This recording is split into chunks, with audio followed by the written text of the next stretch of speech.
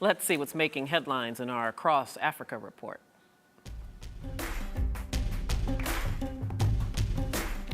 In Egypt, thousands turned out Monday for the funeral of 4 Coptic Christians gunned down outside a church in the first attack on Christians in Cairo since the ouster of Egypt's Islamist president. 2 girls were killed in Sunday's attack and 17 others were wounded. In Kenya, security camera footage has emerged which appears to show Kenyan security forces looting goods during last month's siege on the Westgate Mall. In the footage, some Kenyan soldiers can be seen carrying white shopping bags, while others appear to take white boxes from a mobile phone store. And more than 40 people have been killed and scores wounded in an attack on villages in South Sudan's Jonglei state. An army spokesman said, this is what the army spokesman said, the attackers were believed to be members of David Yao Yao's rebel group. The spokesman said Jonglei is badly affected by ethnic rivalries and disputes over land and cattle ownership. And that is our Across Africa report, but it continues now with our Rise News contributor, Frankie Edozien. Hey, Frankie. Hey, Debbie. Hey, good to see you. Good evening. A lot's happening on the continent of Africa. Yes. You know, of course, we've talked a lot about this all year long, and that is increasing terrorist activities, increasing terrorist cells and training on the continent of Africa. Yeah, so how is the U.S. responding to this? Well, you know, unclassified documents from the Pentagon's 2014 budget have shown us that the U.S. is really responding with an increase in spending. What are they doing? They're spending money in Djibouti, which is a tiny nation where the only major U.S. military base is in Africa. They're doing a $200 million expansion. But that deepening of a footprint is not just in Djibouti. It's also in Kenya. It's also in Uganda. So we know that, you know, there have been threats from Al-Shabaab in Somalia, Al-Qaeda in the Islamic Maghreb, in Chad and Mauritania, and of course, Boko Haram in Nigeria, which we've always discussed. So what the U.S. military is doing is not just using more infrastructure in Africa, but also in Kansas, they're training new brigades to be regional Africa specialists. So what we're seeing is that as the U.S. is pulling out of Afghanistan and Iraq, Africa is the new focus because those are where the new threats are.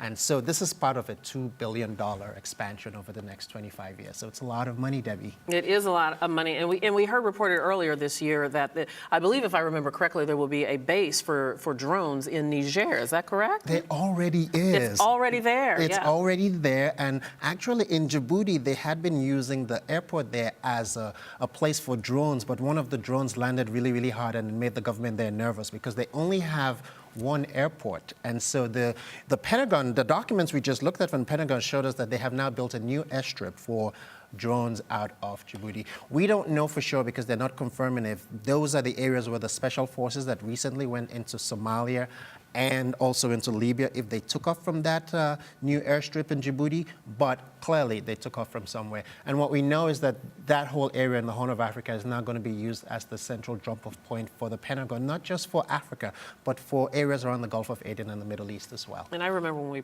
reported that all these months ago, it was controversial then, and there's been some controversy now and some pushback about this increased U.S. involvement. Yes, you remember the last time we were talking about this, we talked about how on the African continent a few years ago, some presidents were saying, we don't want a U.S. military base anywhere on this continent. Well, that's not happening right now. But still, President Jacob Zuma of South Africa has said he is really, really upset with what the United States and some other Western countries have done in Africa. And he points to Libya as an example where we went in and we took out Gaddafi and we've left the place worse than it is.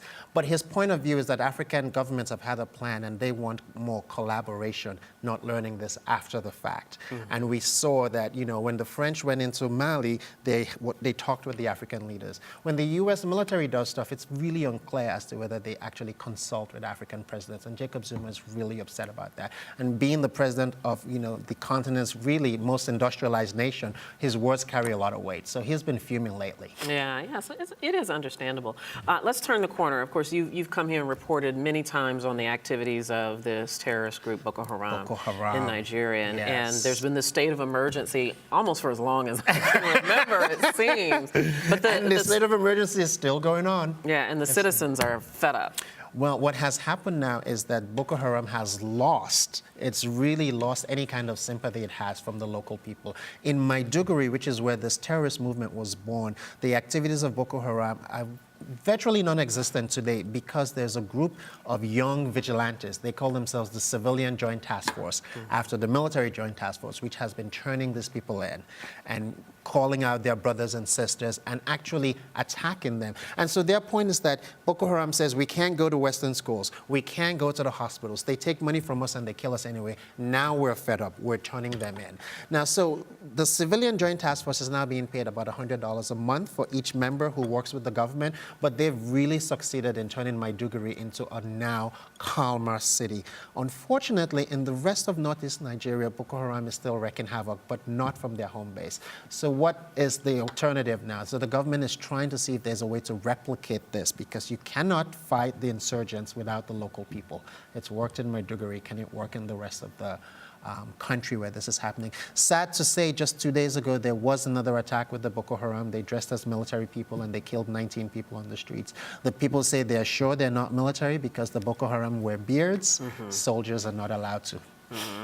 It seems like really a two-edged sword, though. Yeah. I mean, that's been so effective to use the local citizens. We do some form of that in New York City with our, if you see something, say something. Law enforcement says it depends on private citizens to speak up, to be vigilant. But vigilantism, though, can be very dangerous for the citizens. Can be very dangerous. But you know, we've been talking about how the Nigerian government had been really heavy-handed.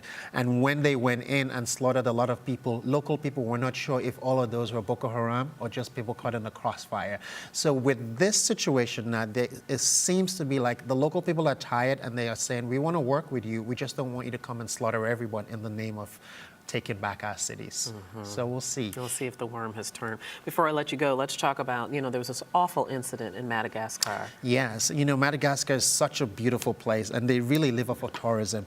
And in one of the islands called Nosy Bay, which is just, you know, turquoise blue water, sandy white beaches, perfect place to go and relax. And they have lived off tourism for a long time. But recently, two Europeans, we believe, one of them is at least French, we don't know the nationality of the others, were burned to death by the local people. And they believe that they killed a young person and they tried to traffic in his organs. And as a result of that, there had been a drop-off in tourism on the island. And the island has nothing but sandy beaches and turquoise waters. And so what we're hearing now from people in Madagascar is that Nosy Bay is on its way back. It's on the uptick because people who canceled reservations are now heading back there. There's lots of people who are flying in for that relaxation and beach weather. And so there is an election coming up there on October 25th, and this was a really terrible incident to drive people away from Madagascar. But on the whole, it looks like hotel rooms are being booked, so we don't have hard data yet to say that Nosy Bay has turned the tide. But as of today, there are people filing back in, so that's good. And is that because you think a passage of time, or has it just been aggressive promotion? Part of it has been aggressive promotion because people who had been there before are returning because they say, you know, Nosy Bay is beautiful and the people are really, really nice. What happened was an aberration, you know, and as you know, when people talk about children and things happen to children, people have different reactions. In this case, there was vigilantism that is unheard of on the island in which these two people were killed. They may have been guilty, they may not have been, but that was not the way to handle that. And as a result, the island suffered. However, people are heading back to Nosy Bay. So we may go one day. Yeah, I'd love to go. Tell me when you're going. Okay. All right, Frankie, thank you so much. Thank See you, you next Debbie. week. Lovely.